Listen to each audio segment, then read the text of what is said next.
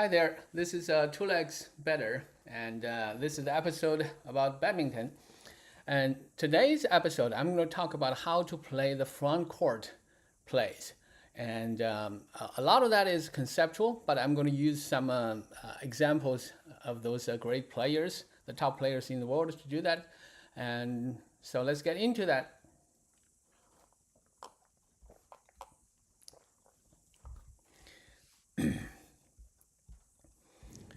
Okay, so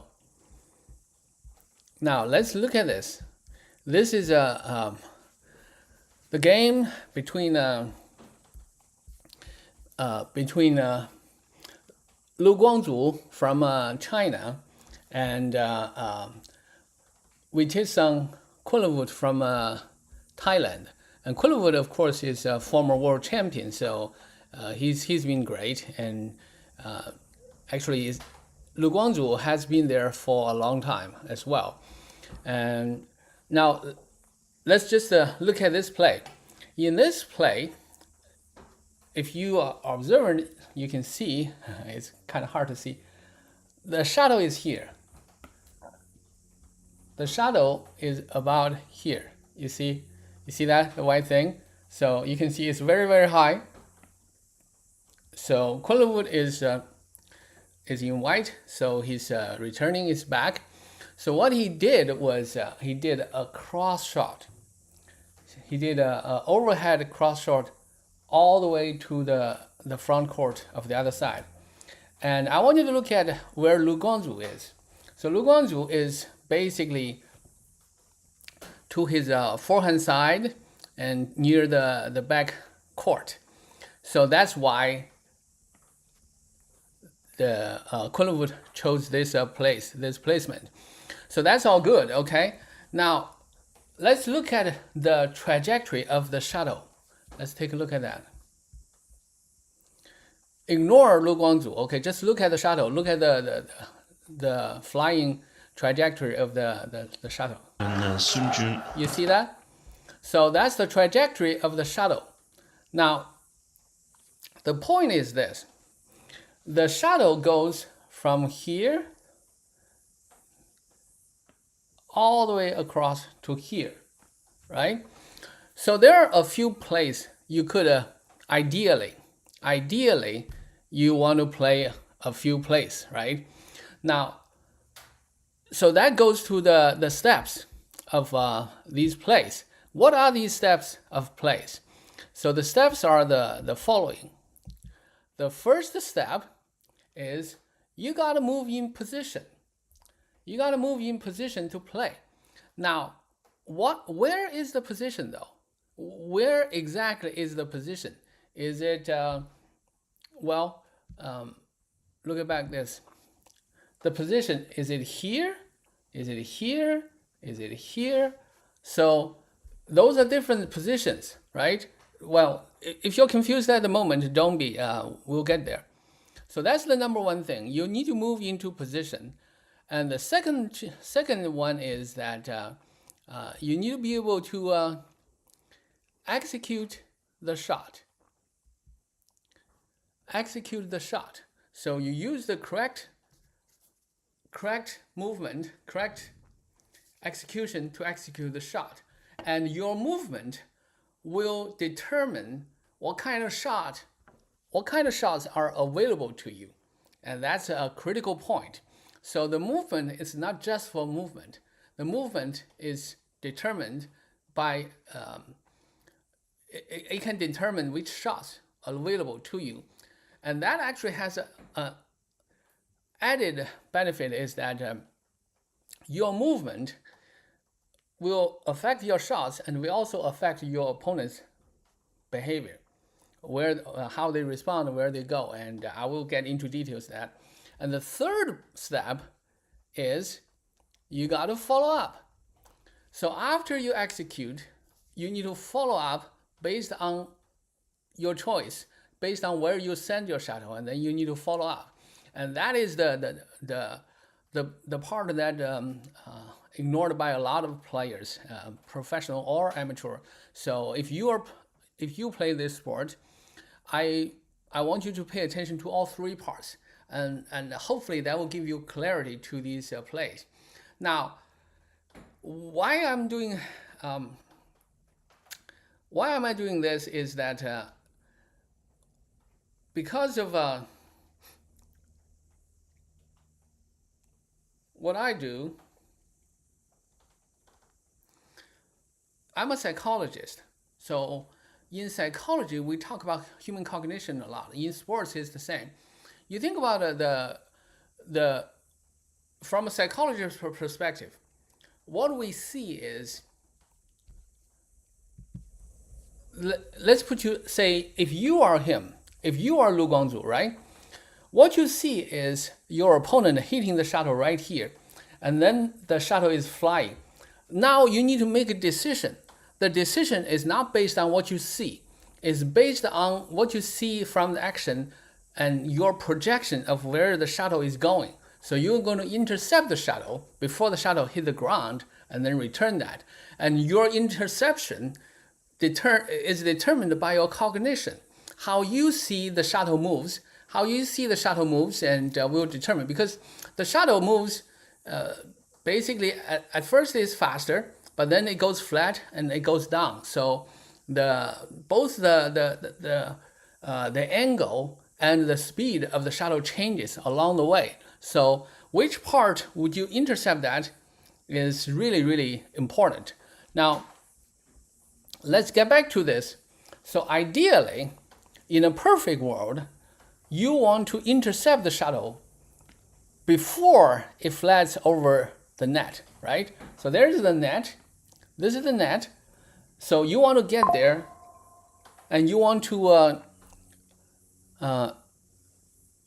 intercept that over the net. But that's not always possible, right? And so that's the best case scenario. The best case scenario is to intercept the shuttle right when it over the net, because before that it's not okay, because you can't hit the shuttle before it goes over the net. So that's the earliest possible way you can hit it, right? And the lowest one is before it hits the ground, right? But that's the lowest point, and that gives you the most time to get there.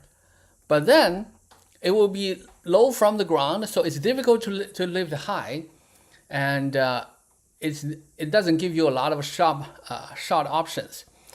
Now, what do they really mean? It means this. Let's see how Lu Guangzu received this. Okay, so it's not a very fast drop, by the way. It's a pretty flat and slow drop because there's a lot of space. So Wittgenstein did a little bit of a deception, so holds him a little bit. So it's not a particularly fast drop.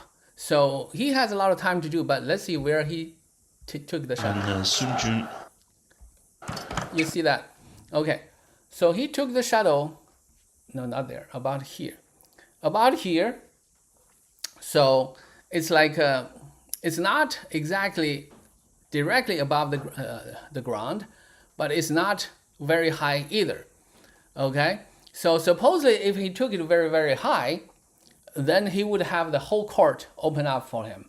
But he took it a kind of a low. It kind of gave Wittgenstein a little bit more time to do that. Now, so far, these are all conceptual. These are all conceptual because there are all kinds of shots there, right? Now, I can tell you a few of the things about some of the players. Now, there are, I think there's very little argument that these two are two of the best ever to play this game, okay? But their styles are a little bit different. Okay, LIN Dan is really, really fast, really, really powerful. But his style, playing style, is a little bit different. He doesn't always go for the highest point he could. What he does is he go to the middle. The point about middle is this. So the high point, you go to the high point, you basically, it's a fast game. And you go to the low point, it's a slower game. If you look at the Kento Momota, especially now, I guess it's maybe because of age. I personally think it's training, it's still habit. But you can see his recent games. He does that all the time. He just like holding water from the ground up all the time. So pretty low. But for Lin Dan, it's usually in the middle. I watched him back a few years back in Hong Kong, in the Elizabeth Stadium, and back then we can sit right next to the court, the same level to the court. It's literally I can talk to them. I talked to Chen Long a little bit. Yeah, I think I don't know. Anyway, so it's very close, and when you sit that close, you can see very clearly what it does.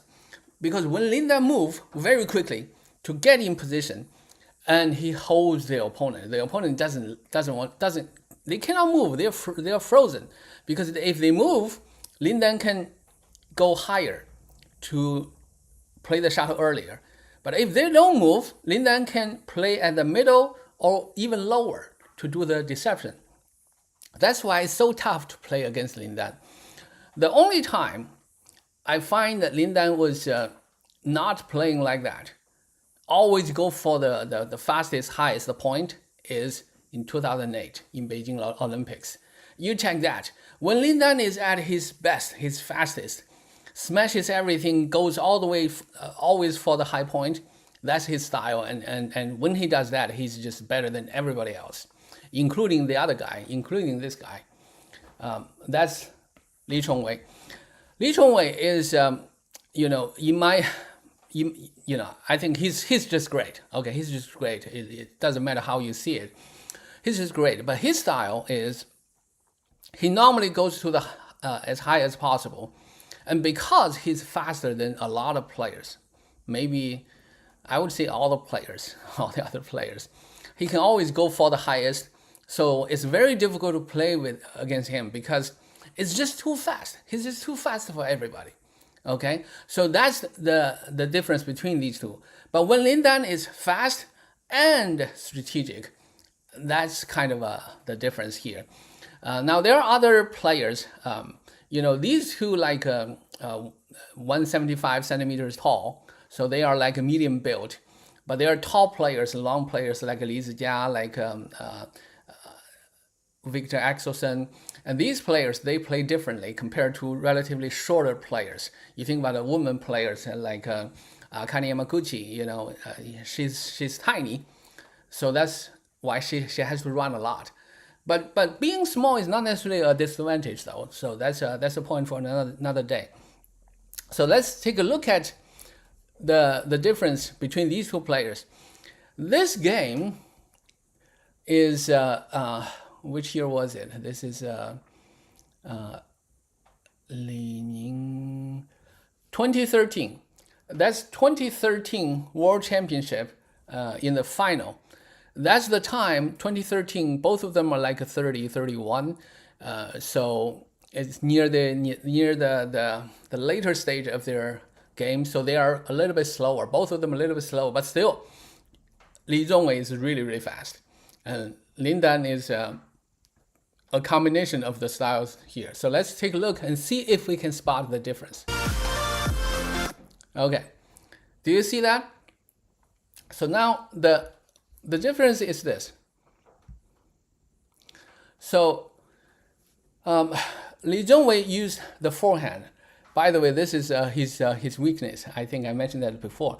So when he does the forehand, he tends to just drop it in front of here, and the drop is tend to be low, flat, because he usually takes the shuttle a little bit too low. In my book, if I were his coach, I would drill him hard on this part to force him to move a little bit more, half a step more behind the shuttle. It would make a huge difference. But that's a foregone conclusion. So don't worry about that. Now, so it's a flat drop to the front of the net, and Lin Dan just goes up. Lin Dan, you see his position, and that's a poor choice on Li Zhongwei's part. Li Zhongwei probably would be better served if just go all the way across. But anyway, so Lin Dan was ready, and Lin Dan go up. And remember the part. So you want to hit the shuttle at a high point. Your racket needs to go up, needs to face up. So this is the okay, let's see. Okay, so if you move forward, your racket head is above your hand. That's racket head up. And it could be flat. Some people love to do it flat because flat you can go up and you can go low, right? So some people do it flat. And some other people just drop it, like the racket head pointing to the ground.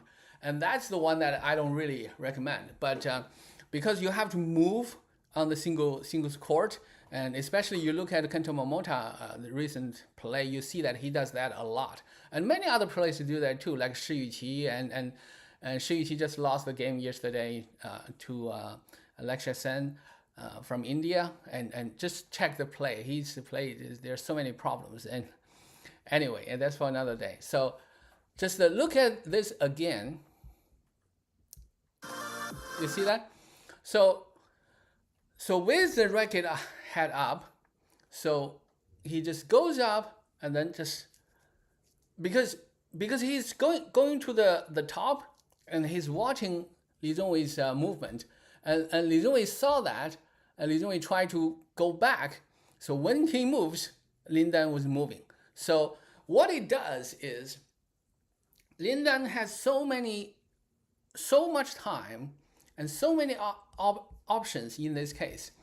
So he can do this here at this stage. He can literally do it here, or in the middle, or even late do wait to do a trick shot maybe, or a cross court.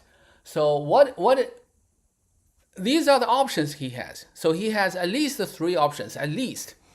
And which one would he choose? Solely depends on what Li Zhongwei does. If you see where Li Zhongwei's feet are, so his feet are here. So if he doesn't move, I'm sure Lin Dan would do cross. And because he reacted so quickly, that's why Lin Dan chose the high point and then pushed it backward. Either way, it puts Li Zhongwei in a very, very terrible position in this particular rally. You see that? So that's one of the examples. Now let's see if there are any other examples, good examples that I can see. Okay, this is Lin Dan versus Chen Long. That's 2014. That's 1 year after he won the World Championship. He actually won the Asian Championship this year too. But I want you to look at a little bit. Remember, both of them were trained by the same team, right? By the Chinese national team. So look at where they play the shuttle at the front.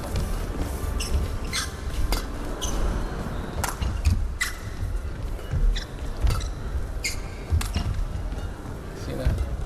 You see that?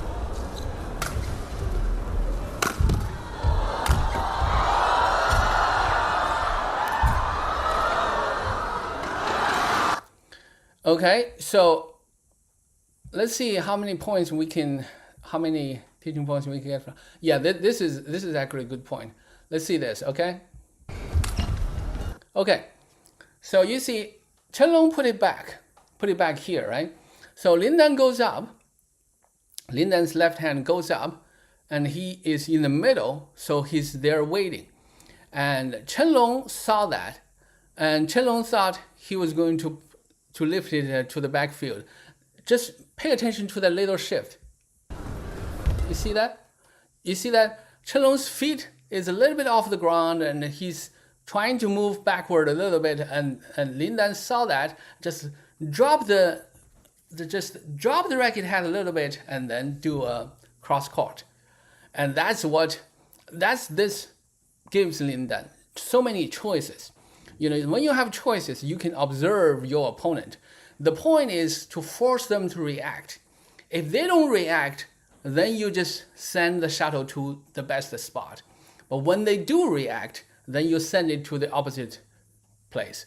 But of course, Chen Long is so good, so he recovers and he retrieves the shuttle, but it takes a lot of effort and it will pay dividend later. So there's another point I want to show you.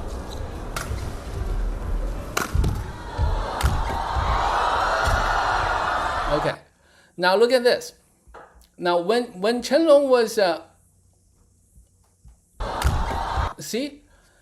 So when Lin Dan defended really, really well over Chen Long's head, so Chen Long had to move back. So when he moves back, first he cannot see where you are, so you creep towards the net, right? And then the return was a good return, but not a very good return. It was kind of flat, it kind of over the net and start dropping. So what does Lin Dan do? Look at Lin Dan's racket. Look at it. Look at the racket. So the racket head up, because at this point, you don't need to deceive anybody. Just get it at a high point, because look at Chen Long's body. Chen Long cannot turn. His racket is that way, and his body is facing this way as well. So, and the clear point is cross draw. And that's exactly what Lin Dan did. He doesn't need to wait. He doesn't, well, he could. He can still do that. He can still drop, and now he has actually 3 points to drop. He can drop to the middle, drop to the below the net. He has at least 3 different points to do that. But he just chose to go forward, and so that's this shot. Let's take another look at that. Okay. See? And of course, Chen Long got it back, but clearly he's put in a pretty challenging position there. Now this is Lin Dan versus Li Donggen. Li Donggen from Korea, and this is the 2016. This is Lin Dan is 33, and Li Donggen was late 20s at the point. So Li Donggen was at his peak. So, and he's strong, and I think he's taller. But Li Donggen never really poses a real threat to Lin Dan because of how low it is. Well, not this one. Let's look at the next one.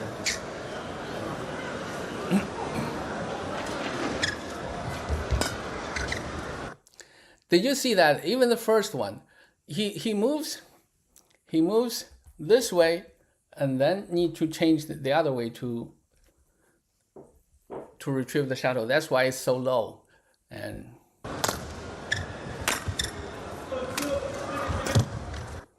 okay, so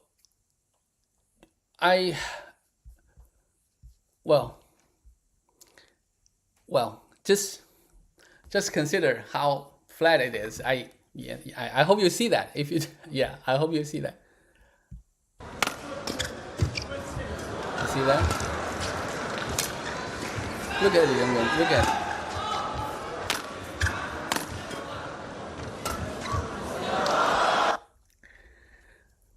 Do you see the difference, especially the last shot? In this rally, almost every shot, Li Donggen's shuttle goes, racket head goes from floor up. So there's only 1 point you're going to touch the shuttle. Really just 1 point. And that 1 point, you can still do change. You can still do different shots, but your choice is limited.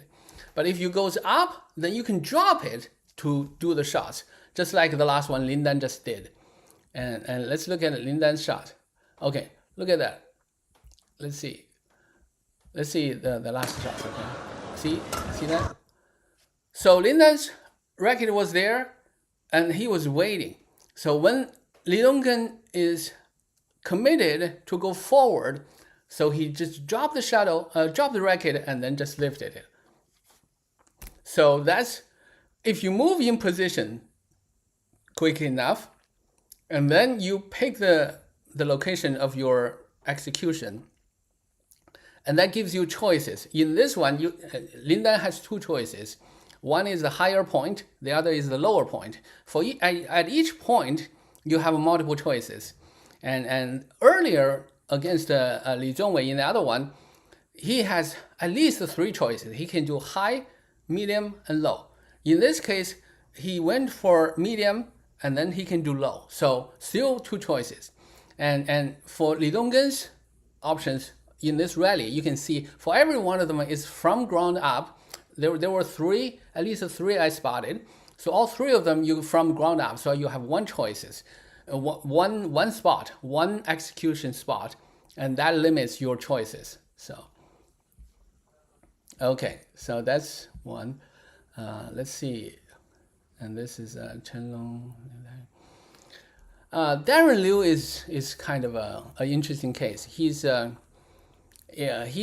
racket position, the front court is always flat. It's kind of interesting, but I don't want to focus on him in this case. Let's see, that's LIN Dan versus Chen Jin in the Olympics. That was actually a good game, and this is a Kento Momota, and this one actually, this is I don't know which year it was, but this is like among the prime of Kento Momota's years, I think.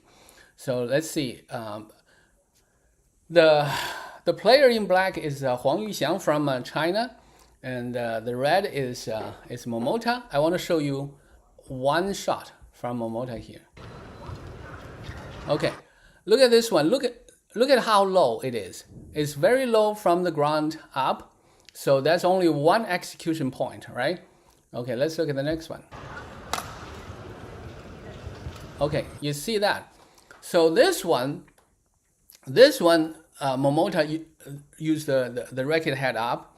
The racket head up, now he has choices. When Huang Yuxiang is committed to go forward, he pushes it backward.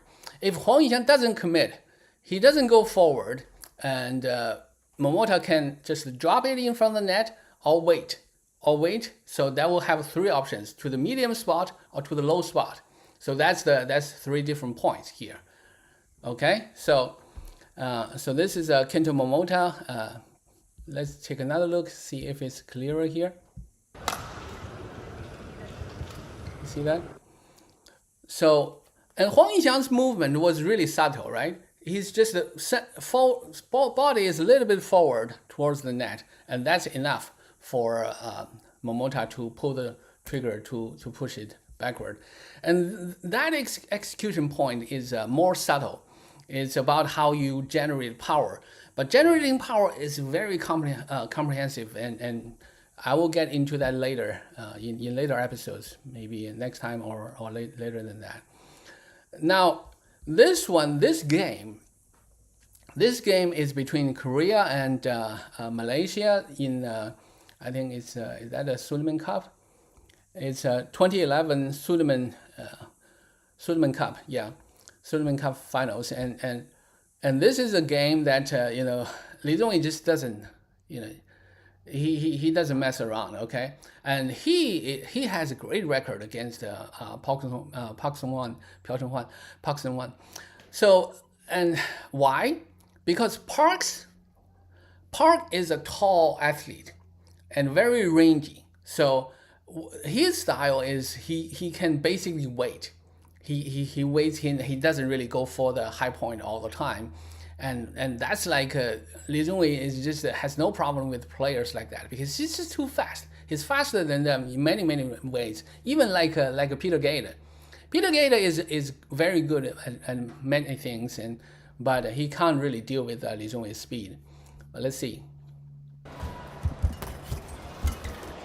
See how high.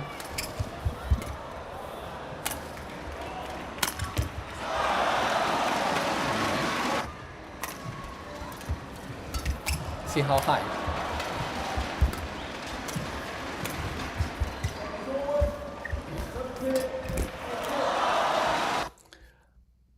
Just in case you didn't see that, let's see.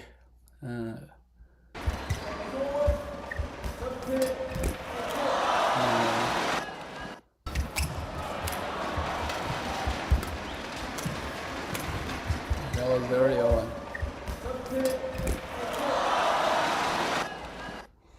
So you can see how Li Zhongwei tried to get to the net at the highest point on multiple occasions in that rally there.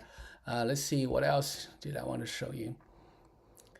This is Li Zhongwei versus Gade, Peter Gade. Peter Gade is great with his hands. You know, he has a lot of power, a lot of manipulations in his hands, but he tend to. Oh no, this is not the one. This is the one. No. Yeah, let's talk about Peter Gade a little bit. Yeah, that's Gade.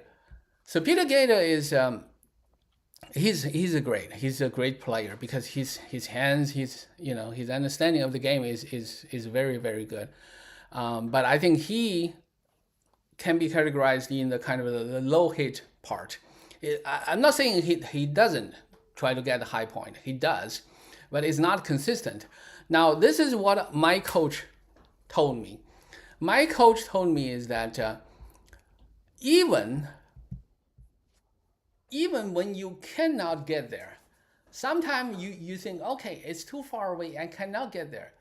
It's still worth to point your racket head up because it will force you to get to the shadow quicker, to get to the higher point, because it's almost like a goal in life. If you are pointing high, you want to get there faster. It's like you're shooting high, then you're going to exert more effort to that. So I truly believe that. I think it benefits my play a lot from that perspective. So now these are the games I want to show you, and I want to reiterate the point here. So when you play, now you have step 1 is move into position. So, and step 2 is execute the shot, and step 3 is the follow-up. I didn't really focus on the follow-up because that depends on the execution, where you send the shadow, and then you can you need to do the follow-up. Now I will do another episode fully devoted to that point. But remember these 3 things. So try to get to the position early. The earliest you can get to the position, and the better position you put yourself in, you have more options. When you have more options, you can pick your option in relation to what the opponent does. In relation to, there are 2 points, right? Where are they standing? Where are they moving to? So based on where they stand, you can isolate the open space. You can put your shuttle to the open space. But if they move to cover the open space, then you can send it to the opposite direction. So that will give you a leg up in this rally here. So that's the execution point. And the follow-up is based on where you put the shuttle. So, and remember these 3, and then you can do well, at least you can pay attention, then you can improve your game. Now, here is one more thing that a lot of people may not realize is this. Now, why, if these points are valid, and why players don't always do that? Well, let me try to explain it to you. That's because of the way most players are trained. Now, in this game, when you're playing, right? So say you are Peter Gade, you're playing against this player here, right? Every play, say you drop it here, and that player will move there to lift to deal with the shuttle, right? But when you are training, usually your coach just standing in one position. So every shuttle, the multiple shuttles, every shuttle comes from the same location. So it doesn't matter where you put it, whether you put it here or lift it there, or do cross here or lift it there. No matter which shot you did, no matter what's your execution, the next shuttle still comes from the same location. And that is an illusion, because that's not what happens in real games. That's why training has its limitations, a lot of limitations, and great coaches should be able to design around those things and to make sure that the players are aware of that. Anywho, so that concludes today's episode, and this is Two Legs Better saying so long from New Zealand. Bye.